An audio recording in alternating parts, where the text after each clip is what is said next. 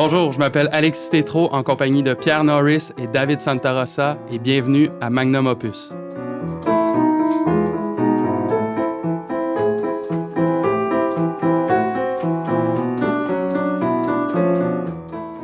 Bonjour, ici Alexis de Magnum Opus. Notre projet est lancé depuis quelques temps déjà et si vous voulez nous soutenir, différentes avenues s'offrent à vous. D'abord, vous pouvez tout simplement cliquer sur le bouton « S'abonner » en dessous de la vidéo. C'est gratuit et ça nous donne un énorme coup de main. Ensuite, on a mis en ligne une plateforme Patreon sur laquelle il y a différents abonnements mensuels et on a aussi mis en ligne une cagnotte GoFundMe. Tous les détails dans la description de la vidéo. Alors, au nom de Pierre, David et de moi-même, merci et à bientôt. Monsieur David Santarossa.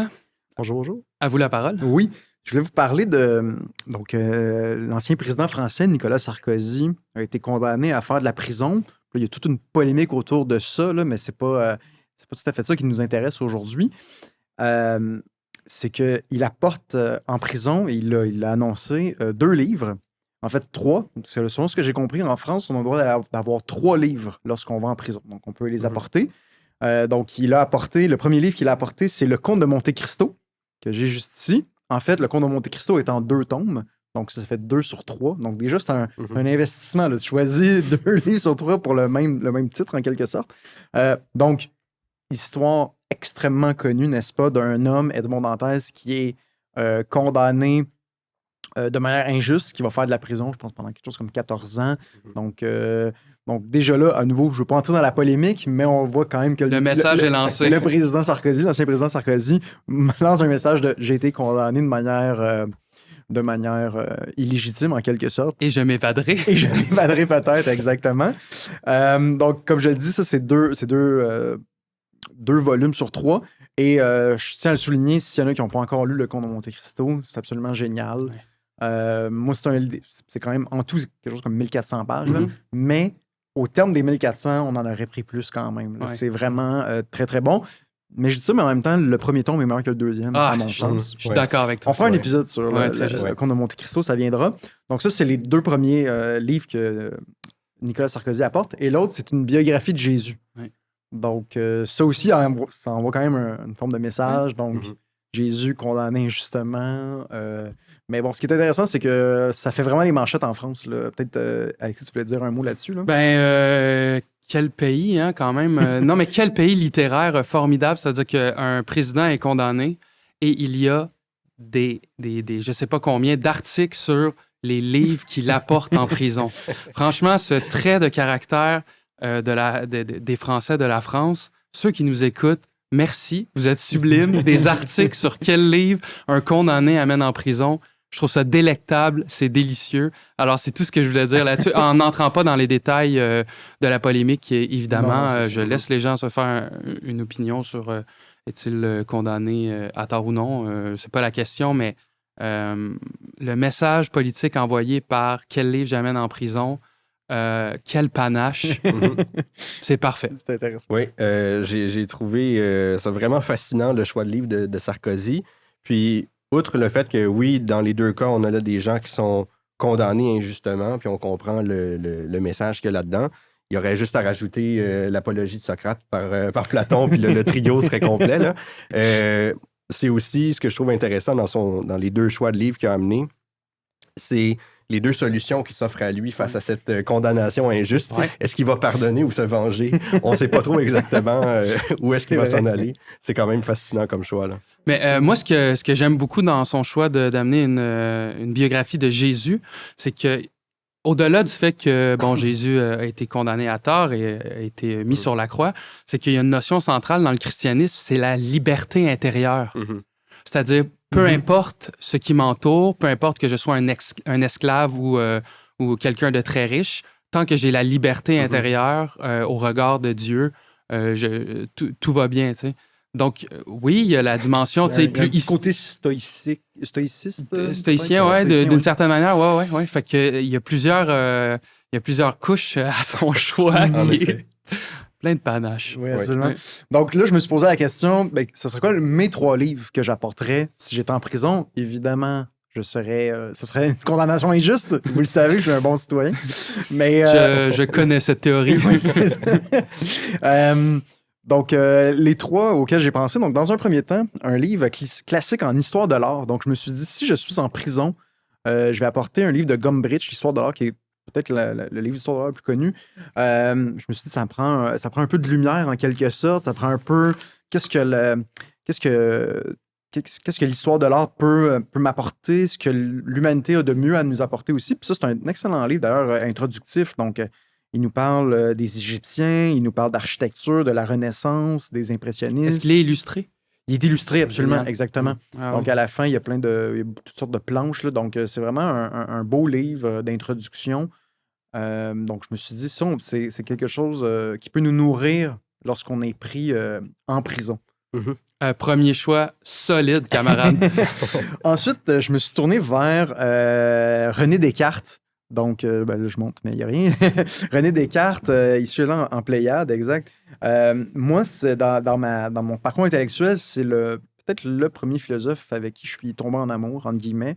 Et je me suis dit que c'est très à propos dans le cadre de la prison, parce que Descartes, c'est un penseur subjectif de individuel dans certains sens, parce qu'il veut justement se détacher totalement de manière radicale, là, du moins pour des raisons méthodologiques, de la tradition. Il veut chercher la certitude. Donc, vraiment, il y a des belles pages justement sur l'idée qu'il est seul dans son poêle et il réfléchit par lui-même. Donc là, je me suis dit, il y a quelque chose là-dedans d'inspirant Génial. en prison, justement, un peu comme tu le soulignais avec la liberté intérieure. Ouais. Là, ben, c'est très fort chez Descartes. Donc, je me suis dit, je peux aller chercher quelque chose de là.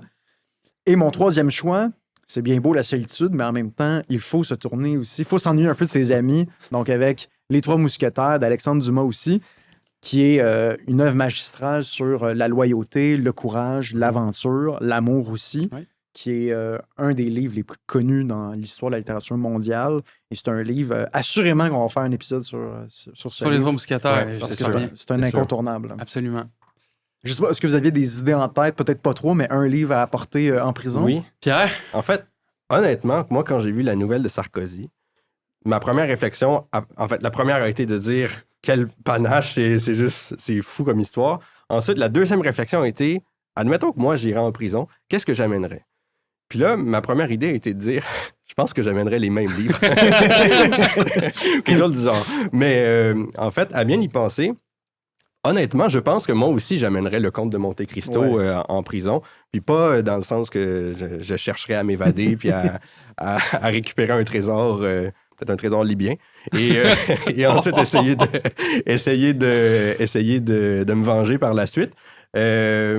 Mais il reste que moi, de tout temps, le comte de Monte-Cristo, ça fait partie de mes livres préférés. J'ai adoré ça. Fait que ça compterait pour 2 déjà.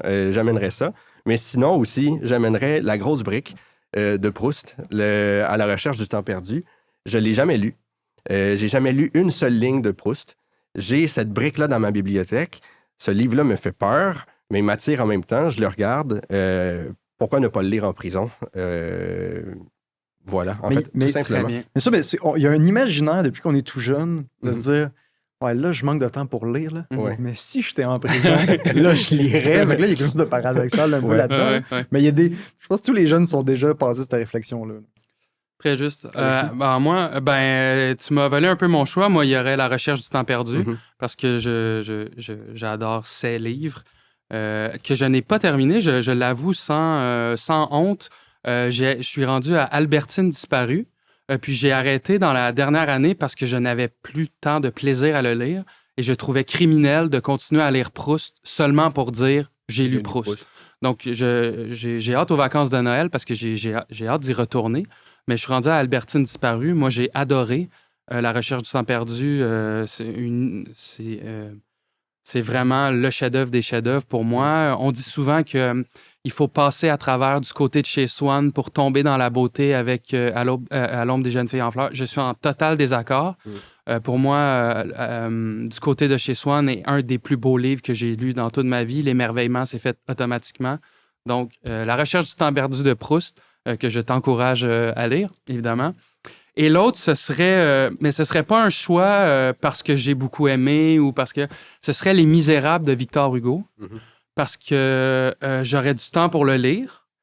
Et puis, ce livre ne m'intéresse pas tellement. Donc, je vois pas dans ma vie un moment où j'aurai l'impulsion de lire Les Misérables parce que, on a déjà cité Fabrice Lucchini disant Victor Hugo, c'est un monument, on le visite ou on ne le visite pas, mais on ne dit pas c'est bon ou ce n'est pas bon. Donc, j'essaierai de formuler les choses ainsi. Victor Hugo ne me touche pas beaucoup. J'ai lu Notre-Dame de Paris, j'ai aimé ma lecture, évidemment, mais sa poésie ne me touche pas. Et Les Misérables est dans un décor qui ne me parle pas vraiment, avec des personnages qui ne me parlent pas vraiment. Bon, je ne l'ai jamais lu, mais je connais quand même un peu. Ouais. Donc, ce serait peut-être Les Misérables parce qu'il le faut. Et parce que, comme en prison, je vais être forcé de lire ces livres, ce serait ça. Voilà. Donc, tu t'auto-donnes un coup de pied aux fesses, là, de dire comme, allez, lis-le. Là. Exact. Exact. Ouais, je pense que c'est une bonne idée. Moi, j'ai une autre idée qui vient de me revenir en tête, puis en en m'inspirant de ton idée de la philosophie, moi, j'irais vers Platon, moi, La République de Platon, que j'ai beaucoup aimé. Je pense que c'est un des plus grands livres jamais écrits. Je pense que je m'y retournerai aussi pour aller vers des considérations plus philosophiques sur la cité idéale, puis qu'est-ce que le bien. Voilà, ouais, je pense que j'amènerais ça aussi, La République de Platon. Moi, j'en ai un qui, vous allez sûrement dire oui avec moi, L'Homme rapaillé de Gaston Miron. C'est sûr. Voilà. Complet. C'est complet? Mm-hmm. Ben, merci beaucoup, messieurs. Merci à toi. Merci à vous d'avoir été à l'écoute. On vous encourage encore une fois à vous abonner à la chaîne, à visiter notre page Patreon dans la description sous la vidéo et à rester à l'affût d'un prochain épisode de Magnum Opus. À bientôt.